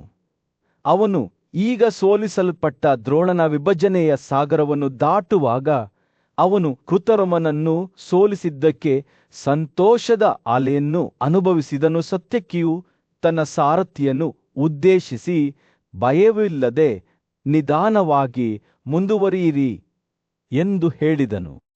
ಆದರೆ ಅವರು ಶತ್ರುಗಳ ರೇಖೆಯನ್ನು ಸಮೀಪಿಸುತ್ತಿದ್ದಂತೆ ಸತ್ಯಕಿಯು ಅದರ ನಾಯಕನಾದ ರುಕ್ಮರಥನ ನೇತೃತ್ವದಲ್ಲಿ ಒಂದು ದೊಡ್ಡ ವಿಭಾಗವನ್ನು ಕಂಡನು. ಈ ಆನೆಗಳು ಅನೇಕ ಮತ್ತು ಪ್ರಬಲವಾಗಿದ್ದು ಸತ್ಯಕಿಯೊಂದಿಗೆ ಯುದ್ಧದಲ್ಲಿ ತೊಡಗಲು ಉತ್ಸುಕವಾಗಿದ್ದವು. ದುರ್ಯೋಧನನ ಒತ್ತಾಯದ ಮೇರೆಗೆ ಅವು ತಮ್ಮ ಪ್ರಾಣವನ್ನು ತ್ಯಜಿಸಲು ಸಿದ್ಧವಾದವು. ಸತ್ಯಕಿಯ ಸಾರಥಿಯು ಕುದುರೆಗಳನ್ನು ಮುಂದೆ ತಳ್ಳಿದನು ಮತ್ತು ಬಿಳಿ ಕುದುರೆಗಳು ಅವನನ್ನು ತ್ರಿಗರ್ತಾಗಳ ಕಡೆಗೆ ಕೊಂಡೊಯ್ದವು. ಅವನು ಸಮೀಪಿಸುತ್ತಿದ್ದಂತೆ ಧೈರ್ಯಶಾಲಿ ಯೋಧರು ತಮ್ಮ ಆನೆಗಳೊಂದಿಗೆ ಅವನನ್ನು ಸುತ್ತುವರೆದರು. ಏನನ್ನಾದರೂ ಚುಚ್ಚಬಲ್ಲ ಬಾಣಗಳನ್ನು ಅವನ ಮೇಲೆ ಸುರಿಸಿದರು. ಬೇಸಿಗೆಯ ಕೊನೆಯಲ್ಲಿ ಪರ್ವತದ ಎದೆಯ ಮೇಲೆ ಮಳೆಯನ್ನು ಸುರಿಸುವ ಬಲವಾದ ಮೋಡದಂತೆ ಅವನ ದಂಡೆಗಳು ಹಾರುತ್ತಿದ್ದವು. ಸತ್ಯಕಿಯ ಬಾಣಗಳಿಂದ ಕೊಲ್ಲಲ್ಪಟ್ಟ ಆನೆಗಳು ಎಲ್ಲಾ ದಿಕ್ಕುಗಳಿಂದಲೂ ಓಡಿ ಹೋಗಲು ಪ್ರಾರಂಭಿಸಿದವು. ಅವುಗಳ ದಂತಗಳು ಮುರಿದು ಹೋಗಿದ್ದವು. ಅವುಗಳ ದೇಹಗಳು ರಕ್ತದಿಂದ ಆವೃತವಾಗಿದ್ದವು ಮತ್ತು ಅವು ನೋವಿನ ಕೂಗುಗಳನ್ನು ಉಚ್ಚರಿಸುತ್ತಾ ವಿಪರೀತವಾಗಿ ಓಡುತ್ತಿದ್ದವು. ಅವುಗಳಲ್ಲಿ ಅನೇಕವು ಕಾಲುಮುಚ್ಚಿದವು ಅಥವಾ ಕೆಳಗೆ ಬಿದ್ದವು. ಆದರೆ ಇತರರು ಉದ್ದೇಶರಹಿತವಾಗಿ ಅಲೆದಾಡುತ್ತಿದ್ದರು. ಆನೆಗಳ ವಿಭಾಗವು ನಾಶವಾದ ನಂತರ ಮಗಧದ ಪ್ರಬಲ ಯೋಧನಾದ ಜಲಸಂಧನು ತನ್ನ ಆನೆಯನ್ನು ಸಾತ್ಯಕಿಯ ರಥದ ಮುಂದೆ ಕರೆದೊಯ್ದನು. ಚಿನ್ನದ ರಕ್ಷಾಕವಚವನ್ನು ಧರಿಸಿ ಮತ್ತು ಅಮೂಲ್ಯವಾದ ಕಲ್ಲುಗಳಿಂದ ಅಲಂಕರಿಸಲ್ಪಟ್ಟ ಅವನು ಮಿಂಚು ಹೊತ್ತ ಮೋಡದಂತೆ ಹೊಳೆಯುತ್ತಿದ್ದನು.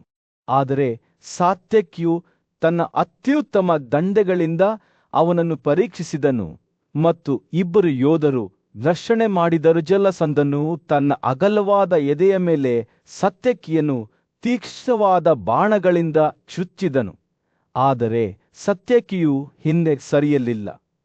ಜಲಸಂಧನ ದಾಳಿಗೆ ಉತ್ತರಿಸುತ್ತಾ ಆತ ಮುಗುಳ್ನಕ್ಕನು ಆತನ ಬಿಲ್ಲನ್ನು ಕಡಿದು ನಂತರ 60 ಬಾಣಗಳಿಂದ ಚುಚ್ಚಿದನು. ಮತ್ತೊಂದು ರೇಜಮುಖದ ಬಾಣದಿಂದ ಆತ ಜಲಸಂಧನ ತೋಳುಗಳನ್ನು ಕಡಿದು ಹಾಕಿದನು. ಯೋಧರು ರಕ್ಷಣೆ ಮಾಡುವಾಗ ಸೂರ್ಯನು ಯುದ್ಧಭೂಮಿಯಲ್ಲಿ ಬೀಳುತ್ತಾನೆ. ಅವರ ರಕ್ಷಾಕವಚವು ಬೆಳಕಿನಲ್ಲಿ ಮಿನುಗುತ್ತದೆ. ಸಂಜಯ್ ದೂರದಿಂದ ನೋಡುತ್ತಿದ್ದನು. ಹೋರಾಟವನ್ನು ವಿವರಿಸುವಾಗ ಅವನ ಧ್ವನಿಯು ಭಯದಿಂದ ತುಂಬಿತ್ತು. ಅರ್ಜುನನ ಹೆಸರಾಂತ ಶಿಕ್ಷಕನಾದ ದ್ರೋಣನು ಯುಯುಧನನನ್ನು 7 ಮತ್ತು 70 ತೀಕ್ಷ್ಣ ಬಾಣಗಳಿಂದ ಹೊಡೆದನು. ಧೂಮಶನು ಅವನನ್ನು ಹಿಂಬಾಲಿಸಿದನು. ಅವನನ್ನು 12 ವೇಗವಾದ ದಂಡೆಗಳಿಂದ ಚುಚ್ಚಿದನು. ದುಶಾಸನನು ಸೇರಿಕೊಂಡನು. 10 ಬಾಣಗಳನ್ನು ಹೊಡೆದನು. ಅದು ಯುಯುಧನನ ರಕ್ಷಾಕವಚವನ್ನು ಆಳವಾಗಿ ಕಚ್ಚಿತು. ವಿಕರ್ಣನೂ ಸಹ ಋಷ್ಣಿ ಯೋಧನನ್ನು ಗುರಿಯಾಗಿಸಿಕೊಂಡು ಅವನ ಎದೆಯ ಎಡಭಾಗದಲ್ಲಿ ಮತ್ತು ಮಧ್ಯದಲ್ಲಿ 30 ತೀಕ್ಷ್ಣವಾದ ಬಾಣಗಳಿಂದ ಹೊಡೆದನು. ಆದರೆ ಯುಯುಧನನು ಪ್ರತಿ ಹೊಡೆತವನ್ನು ನಿಖರವಾಗಿ ಮತ್ತು ಕೌಶಲ್ಯದಿಂದ ಎದುರಿಸಿದನು. ಅವನು ದ್ರೋಣನನ್ನು 3 ದಂಡೆಗಳಿಂದ ದುಶಾಸನನನ್ನು, 9 ದಂಡೆಗಳಿಂದ ವಿಕರ್ಣನನ್ನು, 5 ಮತ್ತು 20 ದಂಡೆಗಳಿಂದ ಚಿತ್ರಸೇನನನ್ನು, 7 ದಂಡೆಗಳಿಂದ ದುಮಾಶನನನ್ನು, 12 ದಂಡೆಗಳಿಂದ ವಿವಿಂಸತಿಯನ್ನು, 8 ದಂಡೆಗಳಿಂದ ಸತ್ಯವ್ರತನನ್ನು, 9 ದಂಡೆಗಳಿಂದ ವಿಜಯನನ್ನು, 10 ದಂಡೆಗಳಿಂದ ಮತ್ತು ರುಕ್ಮಂದದನನ್ನು ಕ್ಷಿಪ್ರಬಾಣಗಳಿಂದ ಚುಚ್ಚಿದನು. ಯುದ್ಧವು ಉಲ್ಬಣಗೊಳ್ಳುತ್ತಿದ್ದಂತೆ ಯುಧನನ ಗುರಿ ಎಂದಿಗೂ ಅಲುಗಾಡಲಿಲ್ಲ. ಅವನು ತನ್ನ ಬಿಲ್ಲನ್ನು ಅಲುಗಾಡಿಸಿದನು. ಚಂಡಮಾರುತದಂತೆ ತನ್ನ ಶತ್ರುಗಳ ಮೇಲೆ ಮಳೆ ಬೀಳುವಂತೆ ತೋರುವ ದಂಡೆಗಳ ಮೋಡದ ನಂತರ ಮೋಡವನ್ನು ಬಿಡುಗಡೆ ಮಾಡಿದನು. ಧೃತರಾಷ್ಟ್ರನ ಮಗ ದುರ್ಯೋಧನ ಸೇರಿದಂತೆ ಕುರು ಯೋಧರು ಯುಧಿಧನನ ಪಟ್ಟುಬಿಡದ ಕೋಪಕ್ಕೆ ಸರಿಸಾಟಿಯಾಗಲಿಲ್ಲ. ಸ್ವತಃ ದುರ್ಯೋಧನನಿಗೆ ಲೆಕ್ಕವಿಲ್ಲದಷ್ಟು ಬಾಣಗಳಿಂದ ಹೊಡೆದ ಸಾತ್ಯಕಿ ಅವನ ಬಿಲ್ಲನ್ನು ಮಾಧವನ ರೇಜರ್ಕ ಮುಖದ ಬಾಣದಿಂದ ಕತ್ತರಿಸಿದನು. ರಾಜನು ಎಡವಿ ಬಿದ್ದನು. ಅವನ ರಕ್ಷಾಕವಚವು ಛಿದ್ರವಾಯಿತು. ಆದರೆ ಅವನು ಬೇಗನೆ ಚೇತರಿಸಿಕೊಂಡು ಮತ್ತೊಂದು ಅಸಾಧಾರಣವಾದ ಬಿಲ್ಲನ್ನು ಎತ್ತಿಕೊಂಡನು. ಈ ಹೊಸ ಆಯುಧದಿಂದ ದುರ್ಯೋಧನನು 100 ವೇಗದ ಬಾಣಗಳಿಂದ ಯುಧಿಧನನನ್ನು ಚುಚ್ಚಿದನು. ತನ್ನ ಶತ್ರು ಹೀಗೆ ನರಳುತ್ತಿರುವುದನ್ನು ಕಂಡ ವೃಷ್ಣಿ ಯೋಧನ ಕೋಪವು ಮತ್ತೊಮ್ಮೆ ಭುಗಿಲೆದ್ದಿತು. ಅವನು ದುರ್ಯೋಧನನನ್ನು 8 ವೇಗದ ಬಾಣಗಳಿಂದ ಹೊಡೆದು ಎಲ್ಲಾ ಶತ್ರುಗಳನ್ನು ಹೆದರಿಸಿದ್ದ ರಾಜನ ಬಿಲ್ಲನ್ನು ಕತ್ತರಿಸಿದನು. ಇನ್ನೂ ಕೆಲವು ಬಾಣಗಳಿಂದ ರತ್ನದ ಆನೆಯಿಂದ ಅಲಂಕರಿಸಲ್ಪಟ್ಟ ರಾಜನ ದರ್ಜೆಯನ್ನು ಸಾತ್ಯಕಿ ಉಳಿಸಿದನು ಮತ್ತು ದುರ್ಯೋಧನನ 4 ಕುದುರೆಗಳನ್ನು ಕೊಂದು ಹಾಕಿದನು. ಏತಮಧ್ಯೆ ಯುಧಿಧನನು ತನ್ನನ್ನು ದಟ್ಟವಾದ ಬಾಣಗಳಿಂದ ಸುತ್ತುವರಿದ ಕುರು ಯೋಧರಲ್ಲಿ ಪ್ರತಿಯೊಬ್ಬರನ್ನೂ 5 ಮತ್ತು 7 ವೇಗದ ದಂಡೆಗಳಿಂದ ಚುಚ್ಚಿದನು. ಪ್ರಸಿದ್ಧ ಸಾತ್ಯಕಿಯು ತಡೆಯಲಾಗದವನಾಗಿದ್ದನು. ಅವನು ರಾಜನ ರಥವನ್ನು ರೇಜರ್ತ ಮುಖದ ದಂಡೆಯಿಂದ ಹೊಡೆದಾಗ ಅವನ ಪರಾಕ್ರಮವು ಸಾಟಿಯಿರಲಿಲ್ಲ. ದುರ್ಯೋಧನನು ಯುದ್ಧ ಭೂಮಿಯಿಂದ ಓಡಿಹೋದಾಗ ಅವನ ಕೂಗು ಕುರು ಆತಿಥೇಯರಲ್ಲಿ ಪ್ರತಿಧ್ವನಿಸಿತು. ಹೃದಯನ ಮಗ ಕುತವಮನು ಸ್ಥಳಕ್ಕೆ ಧಾವಿಸಿ ತನ್ನ ಬಿಲ್ಲನ್ನು ಅಲುಗಾಡಿಸಿ ತನ್ನ ಕುದುರೆಗಳನ್ನು ಮುಂದಕ್ಕೆ ತಳ್ಳಿದರು. ಅವನು ಯುಧಿಧನನನ್ನು 26 ಗಟ್ಟಿಯಾದ ಬಾಣಗಳಿಂದ ಚುಚ್ಚಿದನು. ಆದರೆ ವೃಷ್ಣಿ ಯೋಧನು ಪ್ರತಿ ಹೊಡೆತವನ್ನು ಎದುರಿಸುವಾಗ ಕೇವಲ ಮುಗುಳ್ನಕ್ಕನು ಸಾತ್ಯಕಿಯ ಚಾಲಕನಿಗೆ ಕೃತವರ್ಮನ್ ಹೊಡೆದನು. ಆದರೆ ಸಿನ್ನಿಯ ಮೊಮ್ಮಗ ತ್ವರಿತವಾಗಿ ಮಗನ ಮೇಲೆ 8 ವೇಗದ ಬಾಣಗಳನ್ನು ಹಾರಿಸಿದನು. ಸಂಜಯನು ದೂರದಿಂದ ನೋಡುತ್ತಿರುವಂತೆ ಯುದ್ಧವು ತೀವ್ರಗೊಂಡಿತು. ಅರ್ಜುನನ ಪರಾಕ್ರಮದ ಮುಂದೆ ಕುರು ಸೈನ್ಯವು ನಡುಗುತ್ತಿದ್ದಂತೆ ಭಾರದ್ವಾಜನ ಮಗ ದ್ರೋಣನು ಅವನ ಮೇಲೆ ಬಾಣಗಳ ಧಾರೆಯನ್ನು ಹಾರಿಸಿದನು. ಈ ಇಬ್ಬರು ಪ್ರಬಲ ಯೋಧರ ನಡುವಿನ ಮುಖಾಮುಖಿಯು ಪ್ರಾಚೀನ ಕಾಲದ ಪೌರಾಣಿಕ ಯುದ್ಧಗಳನ್ನು ನೆನಪಿಸುವಂತಹ ಭೀಕರವಾಗಿತ್ತು. ದ್ರೋಣನು ಅರ್ಜುನನ ಹಣೆಯ ಮೇಲೆ ವಿಷಪೂರಿತ ಹಾವುಗಳನ್ನು ಹೋಲುವ 3 ಕಬ್ಬಿಣದ ತುದಿಗಳ ಬಾಣಗಳಿಂದ ಚುಚ್ಚಿದನು. ಆದರೆ ಅರ್ಜುನನು 100 ಶಿಖರಗಳುಳ್ಳ ಪರ್ವತದಂತೆ ಎತ್ತರವಾಗಿ ಮತ್ತು ಅಸಲನಾಗಿ ನಿಂತನು. ದ್ರೋಣನು ನಂತರ ಅವನ ಮೇಲೆ ಹೆಚ್ಚು ಬಾಣಗಳನ್ನು ಹಾರಿಸಿದನು. ಪ್ರತಿಯೊಂದು ಇಂದ್ರನ ಗುಡುಗುಗಳನ್ನು ಹೋಲುತ್ತಿತ್ತು. ಆದಾಗ್ಯೂ ಅರ್ಜುನನನ್ನು ಕಡಿಮೆ ಅಂದಾಜು ಮಾಡಬಾರದು. ಅವನು ತನ್ನದೇ ಆದ 2 ಸುಂದರವಾದ ರೆಕ್ಕೆಗಳ ಬಾಣಗಳಿಂದ ದ್ರೋಣನು ಹೊಡೆದ ಪ್ರತಿಯೊಂದು ಬಾಣವನ್ನು ಎದುರಿಸಿದನು. ಇಬ್ಬರು ಯೋಧರು ತಮ್ಮ ಕೌಶಲ್ಯ ಮತ್ತು ವೇಗವನ್ನು ಸಾಟಿಯಿಲ್ಲದ ಹೊಡೆತಗಳನ್ನು ನೀಡುತ್ತಲೇ ಇದ್ದರು. ದ್ರೋಣನು ಅರ್ಜುನನನ್ನು 30, ನಂತರ 50 ಮತ್ತು ಅಂತಿಮವಾಗಿ 100 ಬಾಣಗಳಿಂದ ಚುಚ್ಚಿದನು. ಎರಡನೆಯದು ಆಂಟಿಲ್ನಿಂದ ಸಿಡಿದ ಹಾವುಗಳಂತೆ. ಆದರೆ ಅರ್ಜುನನು ಹಿಂದೆ ಸರಿಯಲಿಲ್ಲ. ಅವನು ದ್ರೋಣನ ರಥವನ್ನು ಮುಚ್ಚಿದ 100 ಮತ್ತು 1000 ರಕ್ತ ಕುಡಿಯುವ ಬಾಣಗಳಿಂದ ಪ್ರತೀಕಾರ ತೀರಿಸಿಕೊಂಡರು. ಇಬ್ಬರೂ ಯೋಧರು ಅದ್ಭುತವಾದ ಹಗುರವಾದ ಕೈಗಳನ್ನು ಪ್ರದರ್ಶಿಸಿದರು. ಇಬ್ಬರೂ ವೇಗ ಮತ್ತು ನಿಖರತೆಯಲ್ಲಿ ಪರಸ್ಪರ ಹೊಂದಾಣಿಕೆ ಮಾಡಿಕೊಂಡರು ಎಂದು ಸಂಜಯ್ ಗಮನಿಸಿದರು.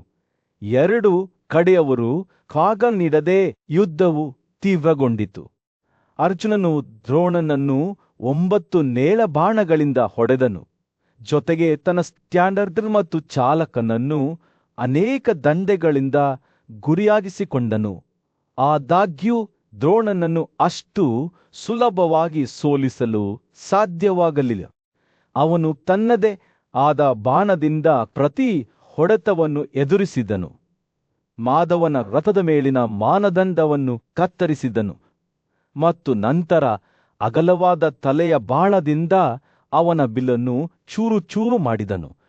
ಕೋಪಗೊಂಡ ಅರ್ಜುನನು ದ್ರೋಣನ ಮೇಲೆ ಬೃಹತ್ ಕಬ್ಬಿಣದ ಗದೆಯನ್ನು ಎಸೆದನು. ಆದರೆ ಎರಡನೆಯವನು ಅದನ್ನು ಅನೇಕ ಬಾಣಗಳಿಂದ ತಿರುಗಿಸಿದನು. ಯುದ್ಧವು ಅದರ ಪರಾಕಾಷ್ಠೆಯನ್ನು ತಲುಪುತ್ತಿದ್ದಂತೆ ಇಬ್ಬರೂ ಯೋಧರು ತಮ್ಮ ಅತ್ಯಂತ ಶಕ್ತಿಶಾಲಿ ಬಾಣಗಳನ್ನು ಹಾರಿಸಿದರು. ದ್ರೋಣನು ಕಬ್ಬಿಣದ ತುದಿಯ ಬಾಣವನ್ನು ಅರ್ಜುನನ ರಥದ ಮೂಲಕ ಮತ್ತು ಭೂಮಿಯ ಮೇಲೆ ಹಾರಿಸಿದನು. ಇದು ಕಿವುಡುತನದ ಕುಸಿತಕ್ಕೆ ಕಾರಣವಾಯಿತು. ಆದರೆ ಅರ್ಜುನನು ದ್ರೋಣನಿಗೆ ಬಲಗೈಯಲ್ಲಿ ರೆಕ್ಕೆಗಳುಳ್ಳ ಬಾಣಗಳಿಂದ ಹೊಡೆಯುವ ಮೂಲಕ ಪ್ರತೀಕಾರ ತೀರಿಸಿಕೊಂಡನು. ಅವನನ್ನು ತೀವ್ರವಾಗಿ ಗಾಯಗೊಳಿಸಿದನು. ಇಬ್ಬರು ಯೋಧರು ಹೊಡೆದಾಟವನ್ನು ಮುಂದುವರೆಸಿದರು. ಆದರೆ ಅವರಿಬ್ಬರೂ ಮೇಲುಗೈ ಸಾಧಿಸಲಿಲ್ಲ. ಆದಾಗ್ಯೂ ಸಾತ್ಯಕಿಯ ಚಾಲಕನು ತನ್ನ ಗಾಯಗಳಿಂದ ಕೆಳಗಿಳಿಯುತ್ತಿದ್ದಂತೆ ಅರ್ಜುನನು ತನ್ನ ಹಿಡಿತವನ್ನು ವಹಿಸಿಕೊಂಡನು ಮತ್ತು ದ್ರೋಣನೊಂದಿಗೆ ಹೋರಾಡುವುದನ್ನು ಮುಂದುವರೆಸಿದನು. ನಂತರ ಪರಾಕ್ರಮಶಾಲಿ ಕಾರುಯೋಧನು ತನ್ನ ವಿಜಯವನ್ನು ಆನಂದಿಸುತ್ತಾ 100 ಬಾಣಗಳಿಂದ ದ್ರೋಣನನ್ನು ಹೊಡೆದನು. ಆದಾಗ್ಯೂ ದ್ರೋಣನು ಶರಣಾಗಲು ನಿರಾಕರಿಸಿದನು. ಅರ್ಜುನನ ಮೇಲೆ ಇನ್ನೂ 5 ಬಾಣಗಳನ್ನು ಹಾರಿಸಿದನು. ಪ್ರತಿಯೊಂದು ಅವನ ರಕ್ಷಾಕವಚವನ್ನು ಚುಚ್ಚಿದವು ಮತ್ತು ಅವನ ರಕ್ತವನ್ನು ಕುಡಿದವು. ಕೋಪಗೊಂಡ ಅರ್ಜುನನು ದ್ರೋಣನ ರಥದ ಮೇಲೆ ಅನೇಕ ದಂಡೆಗಳನ್ನು ಹಾರಿಸುವ ಮೂಲಕ ಅನುಗ್ರಹವನ್ನು ಹಿಂದಿರುಗಿಸಿದನು. ಒಂದೇ ಬಾಣದಿಂದ ಅವನು ದ್ರೋಣನ ರಥದ ಚಾಲಕನನ್ನು ಹೊಡೆದನು.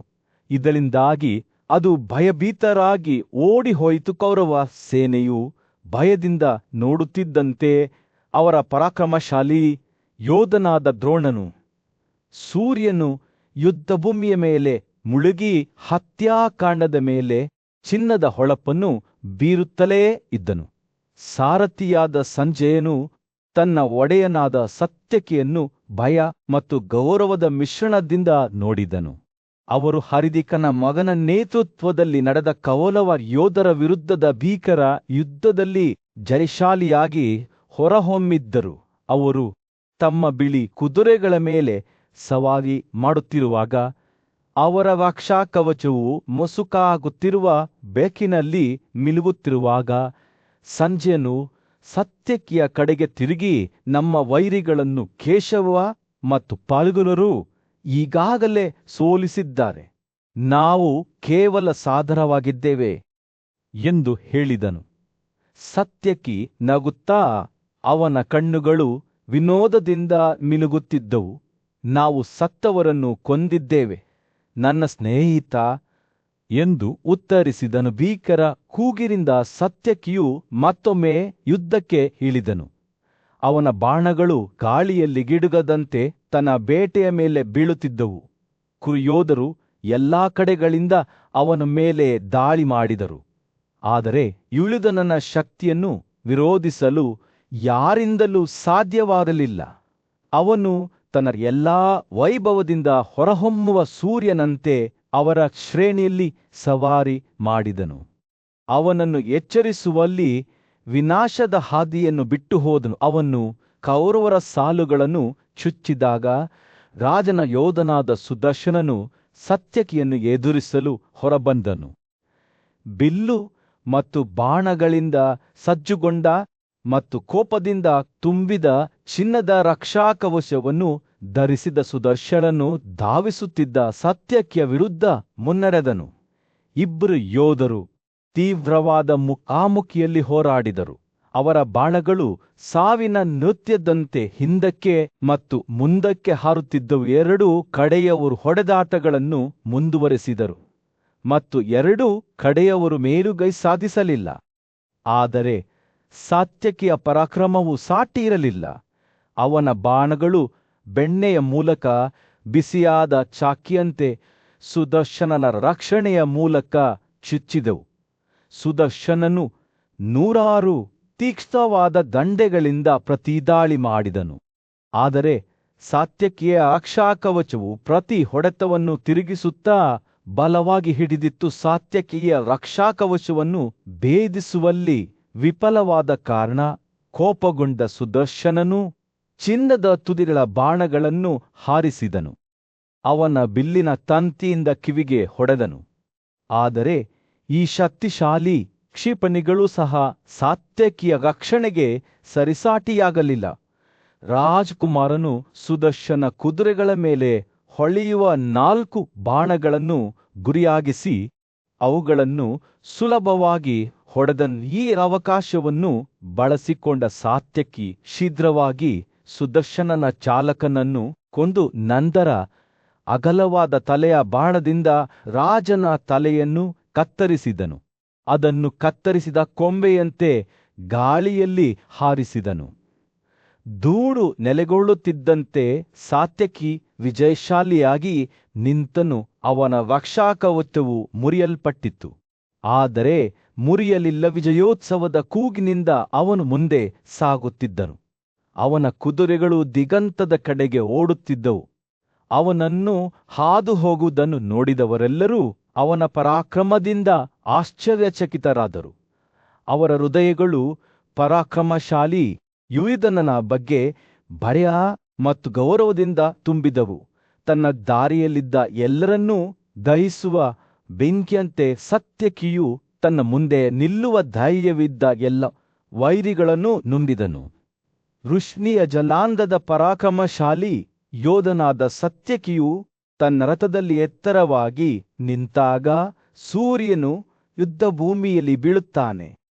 ಅವನ ಚಾಲಕನಾದ ಸುತನು ಅವನನ್ನು ವಿಸ್ಮಯ ಮತ್ತು ಗೌರವದ ಮಿಶ್ರಣದಿಂದ ನೋಡಿದನು.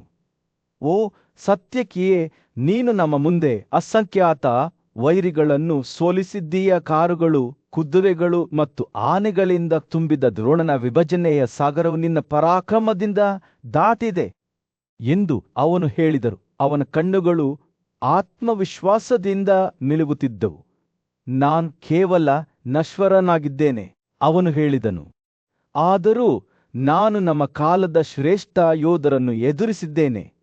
ದ್ರೋಣನೂ ನನ್ನ ಮುಂದೆ ಬಿದ್ದರು, ಹಾಗೆ ರುದಿಕನ ಮಗನೂ ಸಹ, ಮತ್ತು ಈಗ ಕಿರೀಟದಿಂದ ಅಲಂಕರಿಸಲ್ಪಟ್ಟ ಅರ್ಜುನನು ಹತ್ತಿರದಲ್ಲಿದ್ದಾನೆ ಎಂದು ನಾನು ಭಾವಿಸುತ್ತೇನೆ. ಅವನ ರಥವು ಕೃಷ್ಣನನ್ನು ತನ್ನ ಪಕ್ಕದಲ್ಲಿ ಇಟ್ಟುಕೊಂಡು ಅದರ ಹಿನ್ನೆಲೆಯಲ್ಲಿ ವಿನಾಶದ ಹಾದಿಯನ್ನು ಬಿಟ್ಟು ಹೋಗಿದೆ. ಸುತನು ಕುತೂಹಲದಿಂದ ತಲೆಯಾಡಿಸಿದನು. ಕುದುರೆಗಳನ್ನು ಹೆಚ್ಚಿನ ವೇಗಕ್ಕೆ ಒತ್ತಾಯಿಸಿದನು. ನಾವು ಧನಂಜಯನಿಂದ ಸ್ವಲ್ಪ ದೂರದಲ್ಲಿದ್ದೇವೆ ಎಂದು ಹೇಳಿದನು. ಅವನು ಯುದ್ಧಭೂಮಿಯತ್ತ ನೋಡುತ್ತಿರುವಾಗ ಸಾತ್ಯಕಿಯ ಕಣ್ಣುಗಳು ಹೊಳೆಯುತ್ತಿದ್ದವು. ದುರ್ಯೋಧನನ ನೇತೃತ್ವದಲ್ಲಿ ಕೌರವರ ಸೈನ್ಯವು ಅವನ ಮುಂದೆ ಓಡಿ ಹೋಗುತ್ತಿತ್ತು. ಅವರ ಪಡೆಗಳು ಮುರಿದು ಅವ್ಯವಸ್ಥೆಗೊಂಡಿದ್ದವು. ಅವರು ಸಮೀಪಿಸುತ್ತಿದ್ದಂತೆ ಕ್ಷೌರ ಮಾಡಿದ ತಲೆಗಳನ್ನು ಹೊಂದಿದ್ದ ಯೋಧರ ಮುಖ ಬುಡಕಟ್ಟು ಜನಾಂಗವಾದ ಯವನರನ್ನು ಸಾತ್ಯಕಿ ನೋಡಿದನು. ಅವರು ಹಲ್ಲುಗಳಿಗೆ ಶಸ್ತ್ರಸಜ್ಜಿತರಾಗಿದ್ದರು. ಆದರೆ ಸಾತ್ಯಕಿ ಧೈರ್ಯವಾಗಿರಲಿಲ್ಲ. ವಸವನಂತೆ, ನಾನು ಈ ಯೋಧರನ್ನು ಕೊಂದು ನನ್ನ ಪ್ರತಿಜ್ಞೆಯನ್ನು ಪೂರೈಸುತ್ತೇನೆ ಎಂದು ಹೇಳಿದನು. ತೀವ್ರ ಕೂಗಿ ತನ್ನ ಬಾಣಗಳು ನೇರವಾಗಿ ಹಾರುತ್ತಿದ್ದವು. ಯುದ್ಧವು ತೀವ್ರಗೊಂಡಿತು. ಸಾತ್ಯಕಿಯು ಯವನರನ್ನು ಎಡ ಮತ್ತು ಬಲಬದಿಗೆ ಕತ್ತರಿಸಿದನು. ಅವನ ರಥವು ವಿನಾಶದ ಸುಂಟರ ಗಾಳಿಯಾಗಿತ್ತು. ಅದರ ಹಿನ್ನೆಲೆಯಲ್ಲಿ ರಥ ಮತ್ತು ದೇಹಗಳ ಜಾಡು ಬಿಟ್ಟು ಹೋಯಿತು.